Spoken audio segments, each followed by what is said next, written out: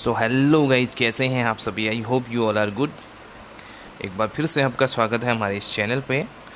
Last video में हमने discuss किया था रॉयल्टी अकाउंट को। अगर आपने वो वीडियो नहीं देखी तो आप जाके वो वीडियो को देख लीजिए। आज का जो टॉपिक है उस पर हम करने वाले हैं कुछ MCQ की प्रैक्टिस, जो कि हमारे हैं शेयर कैपिटल अकाउंट से रिलेटेड। इसका टॉपिक हम पहले ही कर चुके हैं, ठीक है। अकाउंटिंग फॉर शेयर कैपिटल हम कर चुके हैं। ये अगर आपने नहीं देखा है तो प्लेलिस्ट में जाकर आप देख सकते हैं। मैं आपको कमेंट्स में भी ये पिन कर दूंगा प्लेलिस्ट को, आप वहाँ पे भी चेकआउट कर पाएंगे। तो चलिए स्टार्ट करते हैं। आज के टॉप जो 20 MCQs हैं, इसको पूरा मैंने चैप्टर कवर करने की कोशिश की है, चाहे वो इश्यू से हो, चाहे आपके फॉर फीचर से हो या फिर री इश्यू से हो, सब कुछ इसमें कवर किया गया है। तो वीडियो एंड तक देखना, और वीडियो पसंद आए तो लाइक करना, चैनल पर नए हैं तो सब्सक्राइब कर लेना। चलिए स्टार्ट करते हैं आज का डिस्कशन। पहला क्वेश्चन आज का है, रिजर्व शेयर कैपिटल मीन्स। अब रिजर्व शेयर कैपिटल का क्या मीनिंग होता है। पहला ऑप्शन आपको दिया है, part of authorised capital to be called the at the beginning, यानी कि जो आपका ऑथराइज्ड कैपिटल का पार्ट है और जो स्टार्टिंग में आपके पास ऑथराइज्ड कैपिटल होती है उसका क्या पार्ट होता है हमारा रिजर्व कैपिटल। या सेकंड है, portion of uncalled capital to be called only at liquidation, यानी कि क्या हमारे ये अनकॉल्ड कैपिटल का पार्ट है जिसको हम सिर्फ लिक्विडेशन के टाइम मंगवाते हैं, या फिर कवर है हमारा सब्सक्राइब्ड कैपिटल का, या अंडर सब्सक्राइब्ड कैपिटल। ठीक है, तो कौन सा आपका ऑप्शन सही होगा इनमें से। आपका राइट आंसर होने वाला है ऑप्शन नंबर बी, जो कि है portion of uncalled capital to be called only at liquidation. क्योंकि देखिए यहाँ पे हम लोग क्या करते हैं, जब भी हम इशू करते हैं शेयर कैपिटल तो कुछ शेयर को हम कॉल्ड अप कर लेते हैं, कुछ को हम अनकॉल्ड रखते हैं। अनकॉल्ड रखने का मतलब है कि हम फ्यूचर में उसको कॉल्ड अप करेंगे जब हमें हमारी कंपनी वाइंडिंग अप होगी या हमारी कंपनी बंद होने के कगार पे होगी। तो उस टाइम पे जब हमें अपने जो लाइबिलिटीज़ हैं उनका पेमेंट जब करना होगा तो उस टाइम पे हम उस शेयर्स कैपिटल को यहाँ पे मंगाएंगे, और वही शेयर कैपिटल हमारा क्या कहलाता है, रिजर्व शेयर कैपिटल यहाँ पे कहलाता है। राइट, चलिए नेक्स्ट क्वेश्चन की तरफ बढ़ते हैं। सेकंड क्वेश्चन है, when full amount is due on any call but it is not received then the shortfall is debited to.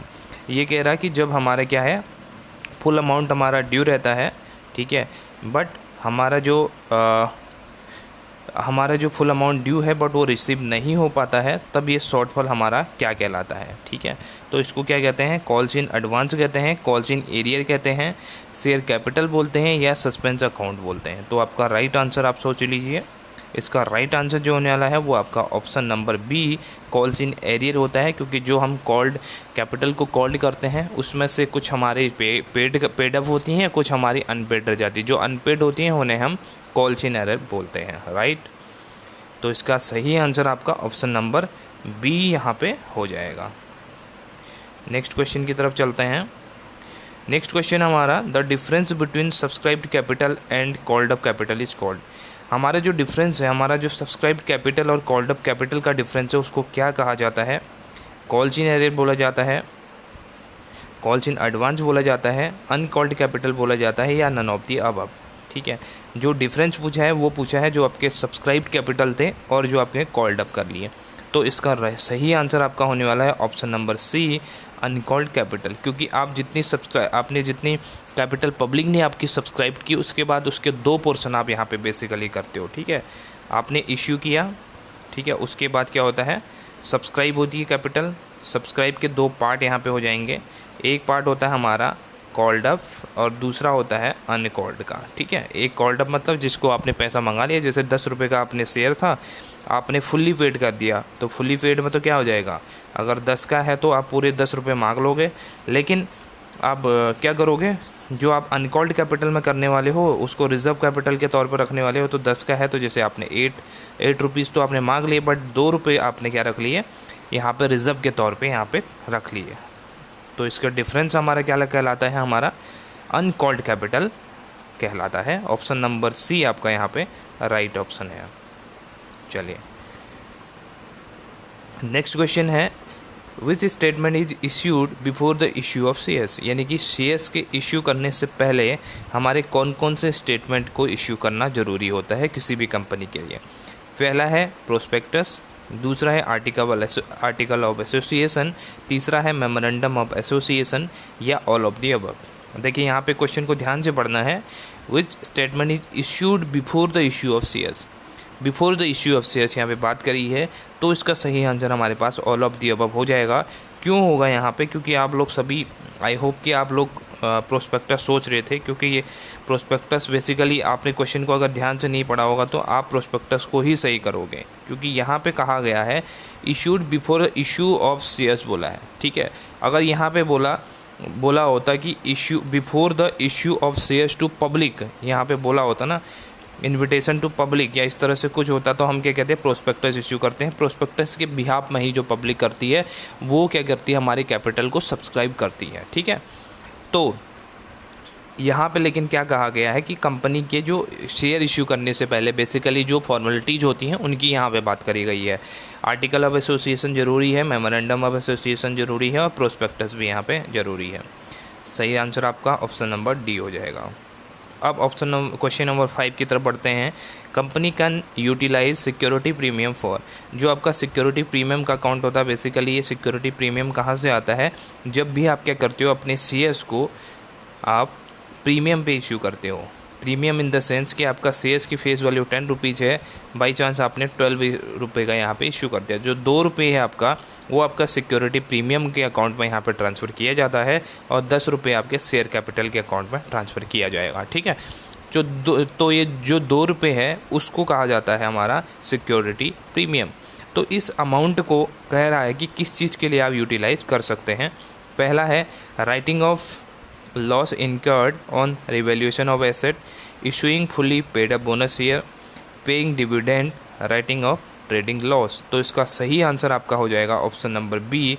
आप बोनस से इसको इश्यू करने के लिए इस अमाउंट का इस्तेमाल कर सकते हो। आपको इसमें प्रोहिबिशन मिल जाती है, किसके केस में, डिविडेंड आप यहाँ पे नहीं कर सकते हो, आप ट्रेडिंग के लॉस यहाँ पे सेटअप नहीं कर सकते हो, और राइटिंग ऑफ यहाँ पे आप लॉस इसको भी नहीं कर सकते, जो आपने रिवैल्यूएशन ऑफ एसेट से आपको लॉस हुआ है उसको भी आप राइट ऑफ यहाँ पे नहीं कर पाओगे। तो सही आंसर आपका क्या है, option number B, issuing fully paid up bonus share, क्योंकि इसमें आपको किसी भी प्रकार का कोई इनफ्लो या आउटफ्लो नहीं होगा। फिर है when a company issue fully paid shares to promoters for their services the journal entry will be, यानी कि कह रहा है कि आप जब क्या करते हो, अपने प्रमोटर्स को यहाँ पे आप शेयर्स इशू करते हो, जो आप किसके बिहाफ में करते हो, उनकी जो सर्विस वो लोग दे रहे हैं उसके बिहाफ में आप उनको शेयर्स इशू करते हो, तो उसमें क्या जनरल एंट्री होगी। पहला जनरल एंट्री है bank account debit to share capital account, क्या एंट्री होगी। सेकंड है goodwill account debit to share capital account. तीसरा है promoters personal account debit to share capital, या फोर्थ है हमारा promotion expenses account debit to share capital, ठीक है। तो यहाँ पे हमारा जो सही आंसर होने वाला है वो हमारा होगा यहाँ पे option number B, goodwill account debit to share capital account, क्योंकि यहाँ पे आपको किसी भी तरह का कोई कैश यहाँ पे आपको नहीं मिलेगा, ये आप प्रमोटर को इश्यू कर रहे हो, ठीक है।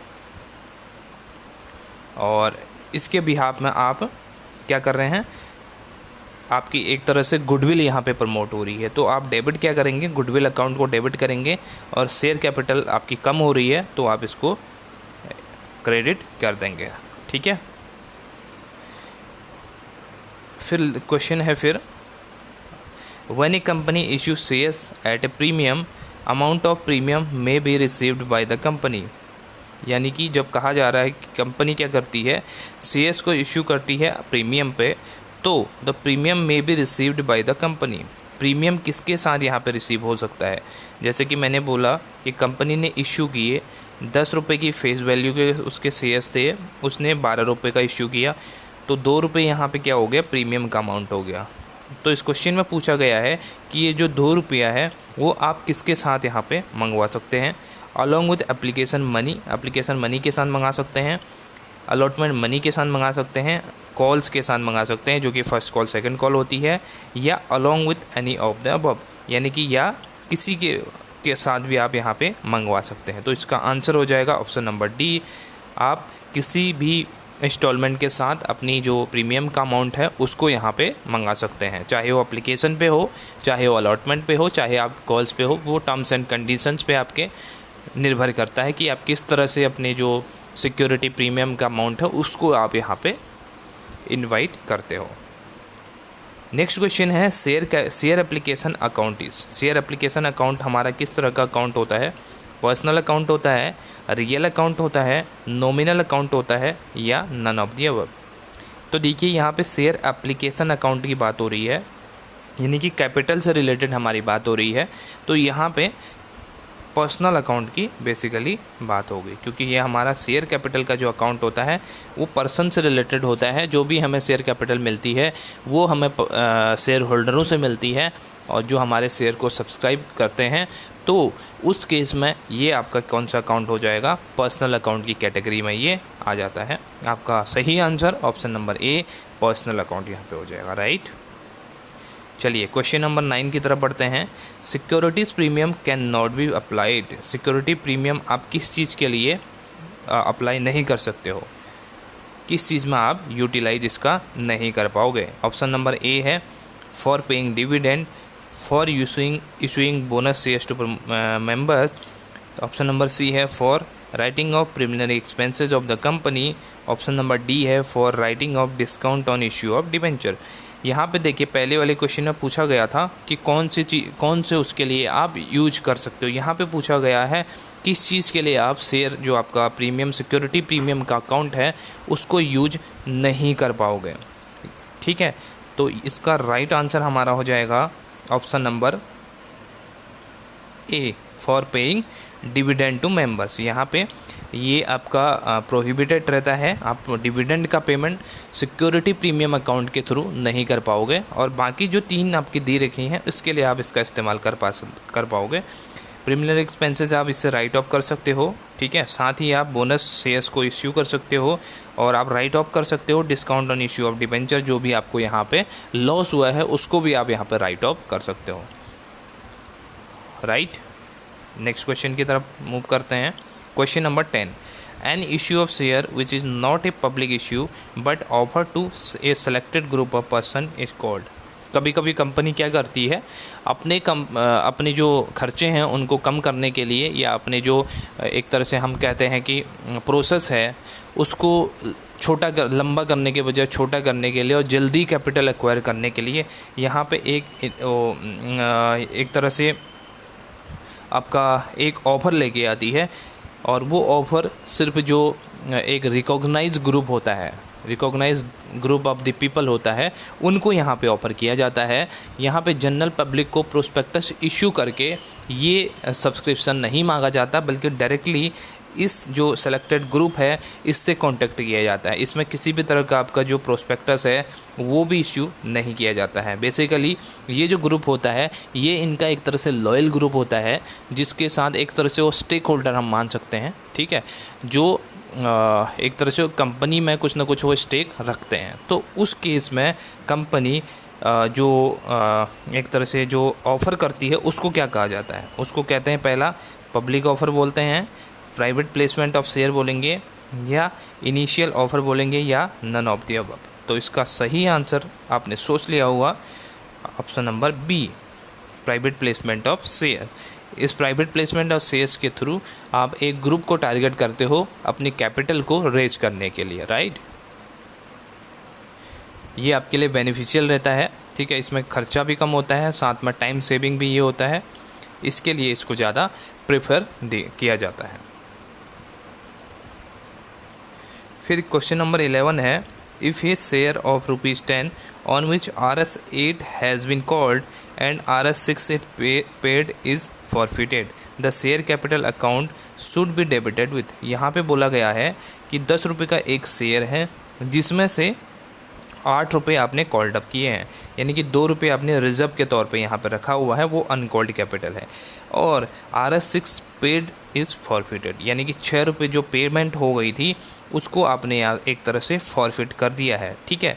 तो यहाँ पे पूछा गया है कि the share capital account should be debited with. Share capital का आपका अकाउंट कितने अमाउंट से यहाँ पे डेबिट किया जाएगा। आप क्या करते हो, जब भी फॉरफिट करते हैं हम, तो फॉरफिट की एंट्री हमारी क्या रहती है, शेयर कैपिटल अकाउंट को हम डेबिट करते हैं और साथ में आप क्या करते हो, क्रेडिट टू, एक तो आप क्या करोगे, एक आप करते हो कॉल्स इन एरियर और दूसरा आप करते हो शेयर फॉरफिटर अकाउंट। ठीक है, शेयर फॉरफिटेड अकाउंट को और कॉल्स इन एरियर को क्रेडिट कर दोगे और डेबिट क्या करोगे, शेयर कैपिटल अकाउंट को। अब इसमें बोला गया है कि इस सिचुएशन में आप कितने अमाउंट से शेयर कैपिटल को डेबिट करोगे, ₹8 से करोगे, ₹10 से, ₹6 से या ₹2 से। तो ऑब्वियस सी बात है, यहाँ पे बोला क्या गया है, 10 रुपये का शेयर था लेकिन कॉल्डअप कितना किया गया है, 8 रुपये कॉल्डअप किया गया है। तो बेसिक सी बात है, शेयर कैपिटल में हमें 8 रुपये दिखाने पड़ेंगे, राइट। शेयर कैपिटल में 8 रुपये दिखाए और बाकी की जो क्रेडिट में एंट्री आएगी वो एक तो हमने कितने शेयर को फॉरफिट किया है और कितना कॉल्स इन एरियर है उससे यहाँ पे एडजस्ट किया जाएगा। तो आपका राइट आंसर क्या हो जाएगा, ₹8, which is option number A, right. चलिए क्वेश्चन नंबर 12 की तरफ बढ़ते हैं। If a share of ₹10 on which 8 has been paid and is forfeited, ठीक है, it can be reissued at the premium price of, यहाँ पे बोला है कि आपका 10 रुपये का एक शेयर है और इसमें से आपने क्या किया, 8 रुपये फॉरफिट कर लिए, राइट। किसी तरह से यहाँ पे हो सकता है उसने डिफ़ॉल्ट कर दिया हो, यहाँ पे बताया नहीं गया है कि कौन से इंस्टॉलमेंट में उसने डिफ़ॉल्ट किया, एप्लीकेशन में, या एप्लीकेशन में तो बेसिकली होगा नहीं, अलॉटमेंट में किया, फर्स्ट कॉल में किया, सेकंड कॉल में किया, फाइनल कॉल में किया, यहाँ पे कोई ऐसी डिटेल दी नहीं गई है। बस बताया गया है कि 8 रुपये जो हैं आपने यहाँ पे फॉरफिट कर लिए, यानी कि कहने का मतलब है 8 रुपये का तो वो पेमेंट कर चुका है और 2 रुपये का वो पेमेंट नहीं कर पाया। तो इस केस में आपको पूछा है कि कितने रुपीज़ का आप जो है यहाँ पे एक क्वेश्चन कहाँ चला गया, ये एक सेकेंड, ये आपका क्वेश्चन था, ठीक है, ये क्वेश्चन था 6 paid is forfeited, the share capital account should be debited. Share capital account आपका कितने से डेबिट हो जाएगा, तो आप 8 रुपये से ही इसको डेबिट करोगे क्योंकि कॉल्ड अप क्या है आपका 8 रुपये ही है। आपने यहाँ पे 8 रुपये ही कॉल किया है और जिसमें से 6 रुपये आपने फॉरफिट कर लिया था, ठीक है। तो 2 रुपये ऑब्वियसली यहाँ पे अनपेड रहे होंगे जिसकी वजह से आपने उसके 6 रुपये भी यहाँ पे जब्त कर लिए, फॉरफिट कर लिए। तो टोटल अमाउंट जो कैपिटल का आएगा वो आएगा 8 रुपये, जिसको आप डेबिट में यहाँ पे दिखाओगे और बाकी की जो 6 रुपये हैं आपके फॉरफिट अकाउंट में चले जाएंगे और 2 रुपये आपके चले जाएंगे कॉल्स इन एरियर में, राइट। तो इस तरह से आपकी बैलेंस हो जाएगी। क्वेश्चन नंबर 12 है आपका, if a share of ₹10 on which 8 has been paid and forfeited of it can be reissued at the minimum price of. यहाँ पे बोला गया है कि एक शेयर्स है आपका जिसका प्राइस यहाँ पे 10 रुपये का प्राइस है और जिसमें 8 रुपये का पेमेंट हो चुका है, ठीक है, और उस पेमेंट जो 8 रुपये का हो गया था उसको आपने क्या कर लिया, फॉरफिट यहाँ पे कर लिया है, ठीक। फॉरफिट अगर आपने कर लिया है तो बोला है कि it can be reissued at the minimum price of. फिर क्या किया जाता है, जब आपने शेयर को फॉरफिट कर लिया उसके बाद आपने इस शेयर को दोबारा से रीइश्यू कर दिया। तो पूछ रहा है कि लिमिट क्या है, कितने लिमिट तक आप जो फॉरफिट किया गया शेयर है उसको रीइश्यू कर पाएंगे, कितने मिनिमम प्राइस पे आप उसको रीइश्यू यहाँ पे कर पाएंगे। तो इसके लिए एक रूल है, रूल ये है कि आप अधिकतम जो मैक्सिमम डिस्काउंट आप रीइश्यू पे दे सकते हैं वो उतना ही दे सकते हैं जितना आपने यहाँ पे अमाउंट फॉरफिट किया हुआ है, राइट। अगर आपने इस केस में आपने कितना फॉरफिट किया है, 8 रुपये आपने फॉरफिट किया है, तो मैक्सिमम आप कितना डिस्काउंट दे पाओगे, 8 रुपये का डिस्काउंट अपने रीइश्यू पर जो शेयर होल्डर हैं उनको दे पाओगे। तो मिनिमम कितने पे आप इश्यू कर सकते हो, 2 रुपये पर शेयर के हिसाब से आप यहाँ पे इश्यू कर पाओगे क्योंकि प्राइस है 10 रुपये और 8 रुपये आप उनको डिस्काउंट दे सकते हो, मैक्सिमम 8 रुपये का डिस्काउंट दे सकते हो। तो मिनिमम आप 2 रुपये पे यहाँ पे कम से कम में इश्यू कर सकते हो, बाकी आपकी इच्छा है आप कितने पे उसको इश्यू करेंगे। बाकी का जो अमाउंट बचा, अगर अमाउंट बचता है तो आपके शेयर कैपिटल रिजर्व अकाउंट में आपके ट्रांसफ़र कर दिया जाता है, ठीक है। तो ये आपका राइट आंसर हो जाएगा ₹2, राइट। क्योंकि ये कैसे हुआ, क्योंकि एक एग्जांपल से और समझ लो, जैसे कि आपने क्या किया, 10 रुपये का आपका शेयर था और फर्स्ट में जब आपने न्यू इशू किया था शेयर 10 रुपये का था, उसमें से आपको 5 रुपये तो मिल गए बट 5 रुपये आपको नहीं मिल पाए। ये 5 रुपये आपको नहीं मिले तो जो 5 रुपये मिले उसको आपने फॉरफिट कर लिया, राइट। आपने फॉरफिट कर लिया, अपने पास रख लिया उसको। उसके बाद आपने री इशू कर दिया शेयर को, री इशू कर दिया आपने, चलिए मान लेते हैं 10 रुपये का था, आपने 8 रुपये का यहाँ पे इशू कर लिया। तो इस केस में आप क्या करेंगे, 2 रुपये इससे एडजस्ट कर लेंगे और जो लॉस है उसकी भरपाई कर लेंगे। लेकिन एक केस और मान लेते हैं, आपने यहाँ पे 10 रुपये का शेयर यहाँ पे इशू किया, फ्रेश इशू की बात कर रहा हूँ मैं यहाँ पे, जो आपने फ्रेश इशू किए हैं 10 रुपये का यहाँ पे इशू किया और आपने फॉरफिट किया है सिर्फ मान लेते हैं 8 रुपये का पेमेंट कर दिया था, 2 रुपये यहाँ पे फॉरफिट हो गए थे। तो उस केस में अब आप क्या करते हो, री इशू करते हो शेयर को। री इशू कितने में करते हो आप, हम मान लेते हैं आपने यहाँ पे री इशू कर दिया 7 रुपये का, ठीक है, 7 रुपये का आप यहाँ पे री इशू कर दिया। अब आप इस केस में क्या कर सकते हो, 7 रुपये में आप यहाँ पे लिमिट कितनी है, आप मैक्सिमम 2 रुपये का ही डिस्काउंट दे सकते हो। तो 7 रुपये का आप इशू नहीं कर पाओगे, आपको मिनिमम 8 रुपये का यहाँ पे इशू करना पड़ेगा, क्योंकि मैक्सिमम जो आप डिस्काउंट दे सकते हो वो 2 रुपया ही दे सकते हो, ठीक है। कितना आपने फॉरफिट किया, 2 रुपये फॉरफिट किया, तो उतना ही डिस्काउंट आप री इशू पर दे सकते हैं। इसलिए आपको 8 रुपये का मिनिमम इसको आपको री इशू करना पड़ेगा। आई होप समझ में आ गया होगा। चलिए नेक्स्ट क्वेश्चन देख लेते हैं।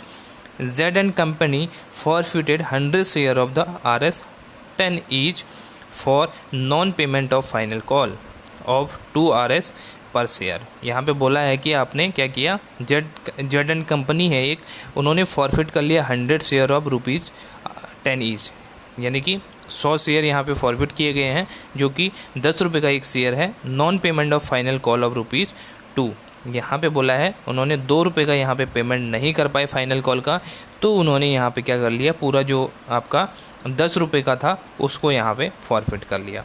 फिर बोला है all the forfeited share were reissued at ₹9, यानी कि बोला है उसके बाद आपने रीइश्यू कर दिया इसको 9 रुपीज़ पर शेयर के हिसाब से। What amount will be transferred to capital reserve account. देखिए यहाँ पे बात क्या हुई है, यहाँ पे बात ये हुई है, यहाँ पे कहा क्या गया है कि आपके पास कितने शेयर आपने फॉरफिट किए, 100 शेयर फॉरफिट किए।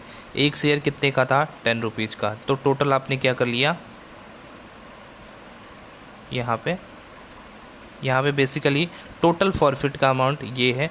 आपने 100 शेयर थे आपके और आपने क्या कर लिया, 10 का एक था, टोटल अमाउंट आपकी बनती 1000, बट यहाँ पे 2 रुपये का डिफ़ॉल्ट हो गया, 2 रुपये का यहाँ पे पेमेंट नहीं हो पाया। कितना पेमेंट हो गया होगा, 8 रुपये का पेमेंट हो गया होगा। कितने शेयर पे, 100 शेयर पे, ठीक है। 2 रुपये साफ साफ बोला है, फाइनल कॉल वो पे नहीं कर पाया। तो बेसिकली हमारे पास जो अमाउंट आएगा जिसको हमने फॉरफिट किया होगा वो होगा हमारे पास 800 रुपये का, क्योंकि यहाँ पे 2 रुपये का तो पेमेंट हुआ नहीं और 10 रुपये का शेयर है, तो 8 रुपये हमारे पास उसने पे कर दिया होगा और उसी जो पे कर दिया उसने उसी को हम फॉरफिट कर लेंगे। तो 800 रुपये तो हम अपने पास फॉरफिचर अकाउंट में होंगे, ठीक है। इसको तो हमने समझ लिया। उसके बाद बोला है 9 रुपये पर शेयर के हिसाब से आपने री इशू कर दिया। अरे भाई था 10 का, आपने री इशू कितने का कर दिया, 9 का कर दिया, तो ये तो लॉस हो गया एक तरह से हमारे लिए।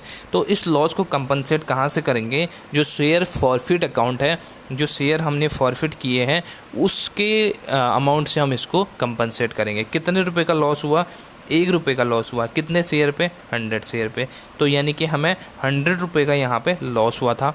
उस 100 रुपये को हम इससे मैनेज करेंगे जो 800 रुपये हमारे पास पड़ा हुआ है, ठीक है। अगर 100 रुपये हम यहाँ दे देते हैं इसके, ठीक है, जो हमने लॉस को सेटअप कर लिया यहाँ, तो हमारे पास नेट अमाउंट कितनी बचेगी, 700 रुपये की बचेगी, जिसको हम ट्रांसफ़र कर देंगे अपने कैपिटल रिजर्व अकाउंट में। तो यही चीज़ यहाँ पे पूछी गई है। आपका ऑप्शन नंबर ए यहाँ पे राइट हो जाएगा। 700 रुपये आप यहाँ पे ट्रांसफ़र करेंगे। कैसे, समझ में आ गया? दोबारा एक बार समझा देता हूँ मैं, क्योंकि इम्पॉर्टेंट क्वेश्चन है ये। 100 शेयर थे, 10 रुपये का एक था। यहाँ पे डिफ़ॉल्ट कितने में किया, 2 रुपये का पेमेंट नहीं कर पाया, यानी कि 8 रुपये का पेमेंट हो चुका होगा। और एक शेयर 100 का है, तो टोटल अमाउंट आपके पास कितना आ गया होगा 800 रुपये। उसी 800 को आप फॉरफिट कर लोगे, ठीक है। उसके बाद उसको रीइशू कर दिया 9 रुपये के हिसाब से, तो आपने 900 रुपये का इशू कर लिया टोटल, और थे कितने के आपके 1000 के थे। ये 100 रुपये जो आपको घाटा हो गया, इसको कंपनसेट करेंगे हम ये 800 रुपये से जो फॉरफिट किए हैं। 800 रुपये में से आप 100 रुपये यहाँ कंपनसेट कर दोगे, तो नेट अमाउंट आपके पास जो 700 रुपये बचेगा, उसको आप कैपिटल रिजर्व अकाउंट में ट्रांसफ़र कर देंगे, ठीक है। चलिए नेक्स्ट क्वेश्चन देखते हैं। Amount of calls in arrear is, जो कॉल्स इन एरियर का अमाउंट होता है उसका क्या ट्रीटमेंट होता है। Added to capital, deducted from share capital, shown on the asset side, shown on the equity and liability side. तो इसका सही आंसर जो हो जाएगा आपका हो जाएगा option number B, deducted from share capital. क्योंकि ऐसा क्यों हुआ, क्योंकि कॉल्स इन एरियर हमारी क्या होती है, जिसका यहाँ पे डिफ़ॉल्ट कर दिया पेमेंट करने में, ठीक है, उसको हम क्या कहते हैं, कॉल्स इन एरियर बोलते हैं। जिसका बेसिकली हमारा शेयर होल्डर यहाँ पे पेमेंट नहीं कर पाया, तो that is called calls in arrear. तो ये कॉल्स इन एरियर आपकी किस में से डिडक्ट हो जाएगी, आपके शेयर कैपिटल में से, क्योंकि ये पैसा तो हमें मिला ही नहीं है, राइट। चलिए नेक्स्ट क्वेश्चन देख लेते हैं। According to table F of the companies act 2013, interest on calls in arrear charge should not exceed. यहाँ पे बोला है कि आप जब कॉल्स इन एरियर हो जाती है, ठीक है, आपके जो शेयर होल्डर था उसने यहाँ पे डिफ़ॉल्ट कर दिया, तो आप उस पर क्या करते हो, पेनल्टी चार्ज करोगे। एक लिमिट के बाद आप उस पर पेनल्टी चार्ज करोगे, और वो पेनल्टी होगी इंटरेस्ट के रूप में, ठीक है। आप जो आपका अमाउंट है, आप जो इंस्टॉलमेंट है, उसके साथ इंटरेस्ट का भी यहाँ पे चार्ज करोगे, और वो इंटरेस्ट आपका कितना होना चाहिए ये पूछा गया है, यानी कि किससे ज़्यादा यहाँ पे नहीं होना चाहिए। तो मिनिमम कितना हो चाहिए, वो आपका होता है, जो मैक्सिमम लिमिट है वो है 10% पर एनम की, यानी कि 10% के हिसाब से आप मैक्सिमम यहाँ पे चार्ज कर सकते हो इंटरेस्ट को, ठीक है। किसके अगेंस्ट, कॉल्स इन एरियर के अगेंस्ट। तो आपका राइट आंसर जो हो जाएगा 10% पर एनम के हिसाब से आप इंटरेस्ट चार्ज करोगे, ठीक है। अब नेक्स्ट क्वेश्चन है, as per table F the maximum rate of interest on calls in advance paid is. यहाँ पे हमने बात की थी पिछले क्वेश्चन में, कॉल्स इन एरियर पे आप कितना इंटरेस्ट यहाँ पे चार्ज करोगे, तो वो तो आपका था 10%। लेकिन अभी एक क्वेश्चन और आया गया है कि अगर आपके कॉल्स इन एडवांस आपको मिल जाती है, यानी कि आपको शेयर होल्डर से पैसा यहाँ पे एडवांस में मिल जाता है, इंस्टॉलमेंट आपको एडवांस में मिल जाती है, तो आपका जो शेयर होल्डर है वो कितना इंटरेस्ट पाने का, कितने % इंटरेस्ट पाने का यहाँ पे अधिकार रखता है। तो उसकी यहाँ पे लिमिट दी गई है, वो दी गई है आपका टेबल एफ में, ठीक, वो है आपकी 12% पर एनम के हिसाब से। याद रखेंगे 10% आपका किस पे है, जब आप कॉल्स इन एरियर पे यहाँ पे चार्ज करोगे, ये आपका कम है, ठीक है। 12% कब है, जब आप कॉल्स इन एडवांस पे आप अपने शेयर होल्डरों को यहाँ पे पेमेंट करोगे इंटरेस्ट के, राइट। तो ये दो लिमिट आपके लिए मोस्ट इम्पोर्टेंट हैं। आई होप ये क्लियर है। इसका सही आंसर है आपका option number B, which is 12% per annum, right. Next question, as per the companies act only preference shares which are redeemable within. यहाँ पे कहा गया है कंपनी जो आपके कंपनीज एक्ट 2013 है, इसमें एक सेक्शन में यहाँ पे अमेंडमेंट किया गया है, और इसमें एक लिमिट बताई गई है कि अब आप जो है इरिडीमेबल प्रेफरेंस शेयर को तो इशू नहीं कर सकते हो, ठीक है।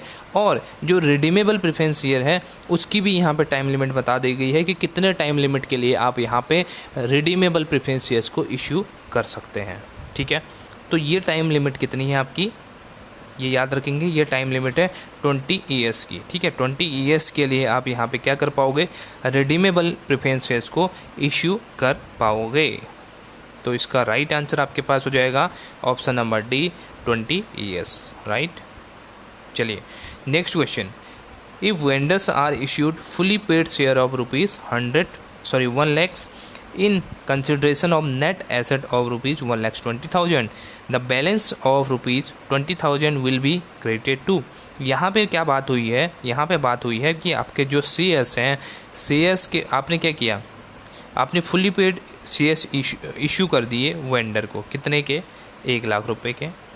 बट जो आपने एसेट यहाँ पे एक्वायर की, ये क्वेश्चन पता है कौन से उसका है, जो हमने वीडियो में किया था, हमने क्या किया था, issue of shares other than cash की बात करी थी ना। हम जब कैश के अदर यहाँ पे शेयर्स को इश्यू करते हैं तो उस केस की यहाँ पे बात हो रही है। उस केस में हम क्या करते थे, एसेट को एक्वायर कर लेते थे वेंडर की, ठीक है। एसेट के साथ कुछ लाइबिलिटी भी हम ले लेते थे, बट उस लाइबिलिटी को हम उसके एसेट में से माइनस कर लेते थे। फिर उसके बाद हमारे पास एक दो कंडीशन आती थी कि एक कंडीशन में तो क्या होता था कि हमारी एसेट की वैल्यू ज़्यादा होती थी, और एक केस में तो हमारा क्या होता था, एसेट हमारी क्या हो जाती थी, एसेट की वैल्यू हमारी ज़्यादा हो जाती थी। किससे, हमारे जो हमने उसको कंसिडरेशन के तौर पे इशू किए हैं शेयर्स। एक कंडीशन तो ये थी। दूसरी कंडीशन में हमारा क्या होता था, हमारे जो हमने इशू किए हैं शेयर्स उसकी वैल्यू ज़्यादा हो जाती थी, किससे, जो एक्चुअल में एसेट है। तो इन दोनों केसेस में हमारे पास अलग अलग चीज़ें यहाँ पे दो चीज़ें निकल के आती थी। वो थी हमारे, एक था हमारा कैपिटल रिजर्व, दूसरा था हमारा गुडविल। तो इस केस में क्या हुआ है, यहाँ पे बोला गया है कि 1,00,000 का तो शेयर इशू किए हैं आपने, ठीक है, और आपकी एक्चुअल जो एसेट की वैल्यू थी, यानी कि आपको एक्चुअल में एसेट कितनी मिली, 1,20,000 की मिली। यानी कि आपको ज़्यादा अमाउंट यहाँ पे मिला है। आपको कितना अमाउंट मिल गया, 1,20,000 मिल गया, यानी कि 20,000 की अमाउंट आपको ज़्यादा मिल गई है, ठीक है। तो इसको क्या बोलते हैं, इसको बोलेंगे आपका कैपिटल रिजर्व अकाउंट, ठीक है। ये आपका क्रेडिट हो जाएगा कैपिटल रिजर्व अकाउंट में, और इस अमाउंट को बोलते हैं कैपिटल रिजर्व की अमाउंट। मैंने इसको डिटेल में भी समझाया था, एग्जांपल भी आपको दिया था कि किस तरह से आप एंट्री को यहाँ पे मैच करेंगे और एंट्री को यहाँ पे बैलेंस करेंगे, ठीक है। तो आपका राइट आंसर हो जाएगा कैपिटल रिजर्व अकाउंट में आप इसको ट्रांसफ़र कर देंगे। अगर इस केस में बोला जाता कि आपकी जो इसको मान लेता हूँ मैं 1,40,000 मान लेता हूँ, ठीक है। अब हमारी क्या हो गई है, शेयर्स की वैल्यू 1,40,000 बट एसेट की वैल्यू 1,20,000, ठीक है। तो इस केस में जो 20,000 की अमाउंट बचती है वो हमारी गुडविल की अमाउंट हो जाती, क्योंकि हमने उसको क्या ज़्यादा पे किया, जितने उसकी एसेट थी उसके एसेट के रेट से हमने, अमाउंट से हमने ज़्यादा उसको पे किया है। तो वो बिकॉज ऑफ हिज गुडविल, उसकी गुडविल के हिसाब से हमने उसको ज़्यादा पे किया है, क्योंकि उसकी मार्केट में यहाँ पे अच्छी रेपुटेशन है और इसकी वजह से वो गुडविल का अमाउंट भी चार्ज करेगा, ठीक है। आज का लास्ट क्वेश्चन हम डिस्कस करते हैं। Right shares are the shares which, आपके पास राइट शेयर्स होते हैं, कंपनी राइट शेयर्स भी यहाँ पे इश्यू करती है। तो राइट शेयर्स आपके कौन से शेयर्स होते हैं, ऑप्शन नंबर ए आपका दिया है, are issued to the direction of the company, या आपका बोला है are issued to existing share holder of the company, C बोला है are issued to promoters in consideration of their services, are issued to the vendors for purchasing asset. तो इसका right answer आपके पास होने वाला है, वो आपके पास हो जाएगा शेयर होल्डर को, जो एग्जिस्टिंग शेयर होल्डर को आप इश्यू करते हो उसको बोलते हैं आपके issued to existing shareholders of the company, that is called right issue of share, ठीक है। बाकी के यहाँ पे जो चीज़ें हैं, जैसे आपको बोला है, इसका तो डायरेक्शन तो कोई मतलब नहीं है यहाँ पे। और यहाँ पे जो आपका थर्ड ऑप्शन है, जो प्रमोटर को आप इश्यू करते हो, ठीक है, हमने पिछले वाले क्वेश्चन में आपको देखा था प्रमोटर को आप कैसे बोनस शेयर्स यहाँ पे इशू करोगे, और जो आपने वेंडर को आप परचेजिंग के बदले में जो दे रहे हो, तो ये आपका केस हो जाएगा जब आप अदर देन कैश यहाँ पे अपने शेयर्स को इश्यू करते हो, तो ये कंडीशन आपके पास हो जाएगी। Or issue to the vendor for purchasing asset, आप परचेज करते हो एसेट, कैश नहीं लेते हो, बल्कि आप शेयर्स इशू करने के बदले में एसेट को एक्वायर कर लेते हो उसके, ठीक है। एसेट की आप वैल्यू निकाल लेते हो, तो जो वैल्यू है वही आपका जो कंसिडरेशन है वो यहाँ पे बनता है, ठीक है। सो गाइज, ये थी हमारी आज की जो MCQ की सीरीज। आई होप कि आपका पूरा चैप्टर यहाँ पे रिवाइज हो पाया होगा, जो आपके शेयर से रिलेटेड था, और इसमें आपको कुछ नया सीखने को मिला होगा, राइट। तो अगर आप वीडियो पसंद आती है तो लाइक करना ना भूलें, और बेल आइकन दबाना भी ना भूलें अगर चैनल को सब्सक्राइब किया है तो, ठीक है। तो मिलते हैं नई वीडियो में फिर नए टॉपिक के साथ। Take care, bye bye.